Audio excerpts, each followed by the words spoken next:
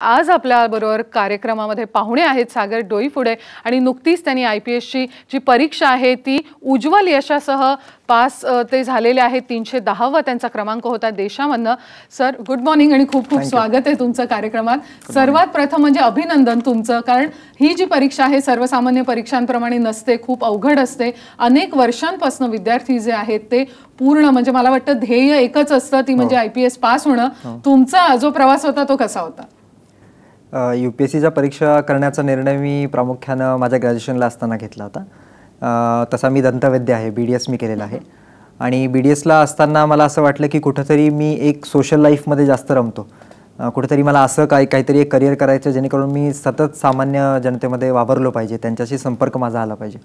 म्हणून मग BDSला असताना मी डिसिजन घेतला की आपण कुठेतरी एक सिव्हिल सर्व्हिसेस हा एक बेटर करिअर ऑप्शन म्हणून निवडावा आणि मग माझ्या सेकंड थर्ड इयरला असतानापासून मी तयारी चालू केली।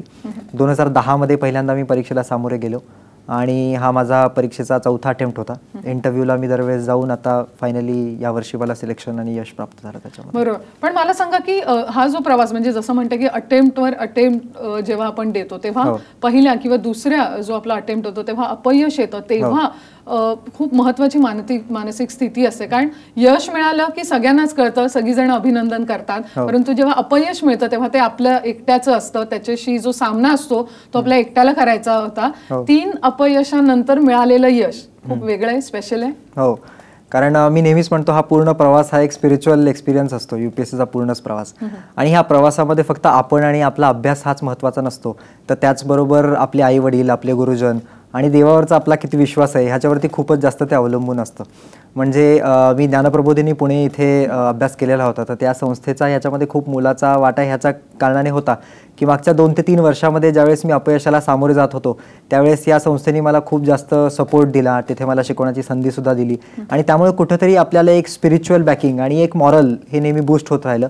माझ्या आईवडिलांनी सुद्धा नेहमी मला त्यामध्ये सपोर्ट करत राहिला, मित्रांनी सपोर्ट करायला, त्यामुळे कदाचित मला वाटतं की मी ह्याच्यामधून हे सगळी पार करू शकलो, हे सगळे स्ट्रगल्स, आणि फायनली मग मला त्याच्यामध्ये सक्सेस मिळालं। आणि अगदीच जसं आपण म्हणतो की संत वाङ्मयामध्ये तुकाराम महाराज नेहमीच म्हटलेले आहेत की निश्चयाचं बळ हे नेहमी आपल्याजवळ पाहिजे, की निश्चय जर आपला दृढ असेल तर आपण तेच खरं आपल्या आयुष्याचं फळ आहे, ते आपण नेहमी सतत घेऊन पुढे चालवा असं मला वाटतं। बरोबर आहे, परंतु जसं आपण पाहतोय की ही जी स्पर्धा परीक्षा आहे खूप वेगळी असते।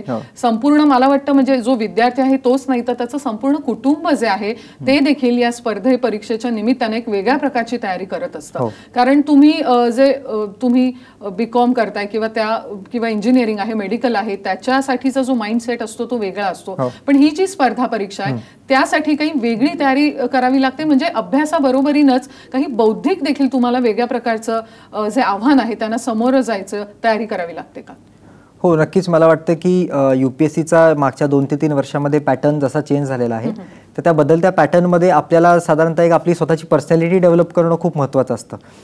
म्हणजे नुसतंच आपण कुठेतरी बुकिश नॉलेज घेऊन फक्त पुस्तकं वाचून पास होणं अशा प्रकारची परीक्षा आता राहिलेली नाही आहे। कुठेतरी आपला जनरल सर्वांगीण विकास झालेला आहे की नाही, किंवा आपण एखाद्या गोष्टीकडे बघताना त्या गोष्टीचा विचार कसा करतो, कुठलाही एखादा सामाजिक इश्यू ज्यावेळेस आपण डिस्कस करतो त्यावेळेस त्या इश्यूमधल्या खोलवर आपण किती जातो आणि आपला एक पॉझिटिव्ह ॲटिट्यूड आहे की नाही, दृष्टिकोन आपला कसा आहे प्रत्येकाकडे बघण्याचा, तर त्याच्यावरती हे सारं खूप अवलंबून असतं। त्यामुळे जनरली या परीक्षेकडे बघताना एक पर्सनॅलिटी बिल्डिंग एक प्रोग्राम जरी आपण म्हटलं तरी सुद्धा त्याला काही वावगं ठरणार नाही, तर त्याच्या रीतीने ते नेहमीच तयारी करत जावी। आणि बाकी जे सोर्सेस आहेत किंवा बाकी जी टेक्निकल तयारी आहे हा एक थोडासा मला वाटतं सामान्य मुद्दा त्याच्यामध्ये आहे। बरोबर, पण मला सागर थोडं वेगळं जाऊन विचारायचं की आता पास झालेलो होता आपण आता या किनाऱ्यावर आहोत, परंतु जेव्हा इतकी वर्ष तुम्ही अभ्यास करत होता तेव्हा दिवसाचे किती तास अभ्यास करायचा आणि प्रामुख्याने म्हणजे खेळ, TV, मनोरंजन हे सगळं बाद होतं आयुष्यातनं? नाही, मला असं वाटत नाही खरं, कारण ही प्रोसेसच ॲक्च्युली खूप एन्जॉयसम असते, म्हणजे यू एन्जॉय दी प्रोसेस, आणि ही प्रोसेस करतानाच आपण सर्व गोष्टी करत असतो। म्हणजे जसं वारीचा उल्लेख आपण केलात की मी सतत दरवर्षी किती जरी मला अभ्यास असला तरी वारीला जवळपास 4-5 दिवस जाणेच किंवा आठवडाभर जाणेच, तर हा माझ्या प्रकारचा इंटरेस्ट होता। किंवा मला माझ्या गावी जायला खूप आवडतं, ग्रामीण भागामध्ये मला वावरायला जास्त आवडतं, मग ग्रामीण भागामध्ये जाणं, तर जे इंटरेस्ट आपल्याला हॉबीज वगैरे आहेत त्या परस्यू करायला आपल्याला पूर्णपणे टाईम मिळतो, त्यामुळे तो मी सतत करत राहिलेलो आहे। आणि राहिला अभ्यासाचा मुद्द्याचा प्रश्न, तर ही परीक्षा जसं मी म्हटलं की एक ॲव्हरेज परफॉर्मन्स जरी तुम्ही दिला, खूप एक्स्ट्रॉर्डनरी इंटेलिजन्स लागतं किंवा खूपच तुमचं इंग्लिश चांगलं लागतं किंवा अशा प्रकारची परीक्षा अजिबात नाही आहे ही परीक्षा. त्यामुळे ही खूपच बॅलन्स परीक्षा आहे. तुम्ही ॲव्हरेजली अभ्यास जरी करत राहिला, फक्त तुमचे सर्व सेन्सेस उघडे पाहिजे, म्हणजे तुमचे डोळे तेवढेच सेन्सिटिव्ह पाहिजे, तुमचे कान सुद्धा तेवढेच सेन्सिटिव्ह पाहिजे सोशल प्रॉब्लेम्सला, तर ते तुम्हाला योग्यरित्या सर्व हँडल करता येईल. असं बरोबर. जसं तुम्ही सागर आता म्हणालात की वारी खूप मोठं आणि वेगळं स्थान आहे तुमच्या आयुष्यात. गेल्या 3 पिढ्यांपासून वारकरी जी परंपरा आहे ती तुमच्या घराण्यामध्ये आहे. वारीमध्ये जाताना अनेकदा म्हणजे पांडुरंगाला भेटण्यासाठी अर्थातच वारकरी वारीमध्ये सहभागी होतो, परंतु तो एक आत्मशोध देखील आहे. अनेकांना अनेक गोष्टी उलगडतात, समजतात, नव्याने मिळतात. तशा पद्धतीनं वारीचा इम्पॅक्ट आहे, वारीचा प्रभाव आणि हा अभ्यास कसं पाहता?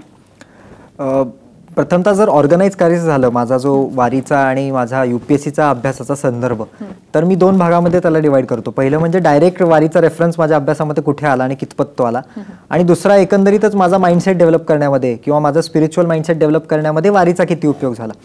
तर UPSCच्या आमच्या फॉर्म्समध्येच वारी हे माझा एक इंटरेस्टच लिहिलेला होता. त्यामुळे UPSCच्या इंटरव्ह्यूजमध्ये दिल्लीमध्ये त्यांनी मला वारीबद्दल प्रश्न विचारणं हे साहजिकच होतं, स्वाभाविकच होतं. तर त्याच्याबद्दल त्यांनी बरेच प्रश्न विचारले की वारीचा उपयोग तुम्ही प्रशासनामध्ये कसा करून घेऊ शकता, किंवा आता प्रशासकीय काय प्रॉब्लेम्स आहेत वारीच्या संदर्भात ते आपण कसे डील्स करू शकतो. हा एक वारीचा टेक्निकल डायरेक्ट मुद्दा झाला. पण इनडायरेक्टली जसं की आपल्याला मी म्हटलो की आपण एवढ्या सगळ्या प्रॉब्लेम्समधून सामोरे जातो, दरवर्षी अपयश येऊन त्या अपयशातून आपण कसं बाहेर पडतो, ह्या सर्व गोष्टींना डील करायला मला हा स्पिरिच्युअल एक्सपिरियन्स खूप कामी आला.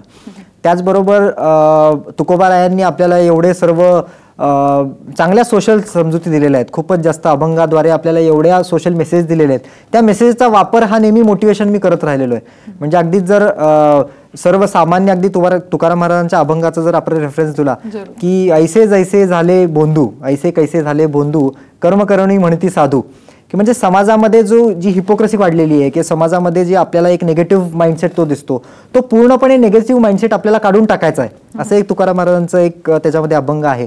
तर त्या लाईन्सवरती काहीतरी असं मोटिवेशन नेहमी सामोरे ठेवून, काहीतरी एक सोशल विचार सामोरे ठेवून सतत चालत राहणं, हे मला वाटतं की एक इनर मोटिवेशन या सर्व गोष्टींसाठी प्रोव्हाइड केलं जाऊ शकतं. परंतु इतकं मोठी वारीची परंपरा असताना हे सगळं सोडून किंवा आपल्या गावात न रमता स्पर्धा परीक्षांमध्ये करिअर करावं, पार दिल्लीपर्यंत जावं, प्रशासनामध्ये काहीतरी मोठ्या हुद्द्याची नोकरी करावी आणि समाजात जे आपण म्हणू बदल घडवणं शक्य आहे ते करावं, हे सगळं करावंसं कधी वाटलं? परत मी म्हणेल की वारीमध्ये चालताना जसं आपण आताच म्हटलात की वारी ही फक्त देहू किंवा आळंदीपासून पंढरपूरपर्यंत जाणं ह्यालाच आपण वारी म्हणतो का? फक्त 200-250 किलोमीटर चालणं ह्यालाच आपण वारी म्हणतो का? तर नाही, तो एक सामाजिक अनुभव आहे आणि सामाजिक विचारांची देवाणघेवाण त्याच्यामध्ये व्हावी, हा खरं प्रामुख्याने वारीचा इतिहास असतो. तर याच वर्षी चालताना, वारीमध्ये चालताना, यावर्षी मी माऊलींबरोबर चालायला होतो ज्ञानेश्वर महाराजांच्या पालखीबरोबर. तर तिथे चालताना माझा एक सर्वसामान्य वारकऱ्याशी संपर्क आला आणि मी त्यांच्याशी बोलत होतो फार वेळ. तर साधारणतः त्या विचारातून मला असं उत्पन्न झालं की भारताच्या इतिहासामध्ये जर आपण जवळपास 1001 वर्ष मागे गेलो तर अशा काय गोष्टी आल्या की जेणेकरून समाजामध्ये खूप मोठा बदल होत गेला. तर पहिला बदल आपण म्हणतो की साधारणतः 13वा की 14वं शतक, की ज्ञानोबा माऊली आले, तुकोबा माऊली त्यानंतर आले आणि त्याच्यामुळे एक समाजामध्ये परिवर्तन घडून आलं. दुसरं परिवर्तन म्हणजे आपले सोशल रिफॉर्मर्स ज्याला आपण म्हणतो की राजाराम मोहन रॉय असतील किंवा महात्मा फुले असतील, हे सर्व सोशल रिफॉर्मर्स आले आणि समाजामध्ये एक मोठा पॉझिटिव्ह चेंज घडून आली. अशाच रीतीने मला असं वाटतं की आत्ताचं हे 21वावं जे शतक आहे त्या शतकामध्ये सुद्धा आपल्याकडे एक मोठ्या सामाजिक परिवर्तनाची गरज आहे आणि मला वाटतं की ती सामाजिक परिवर्तनाची गरज ही वारी आणि आपल्याकडे जो मोठा युवक वर्ग आहे त्याच्या अनुषंगाने आपण घडून आणू शकतो.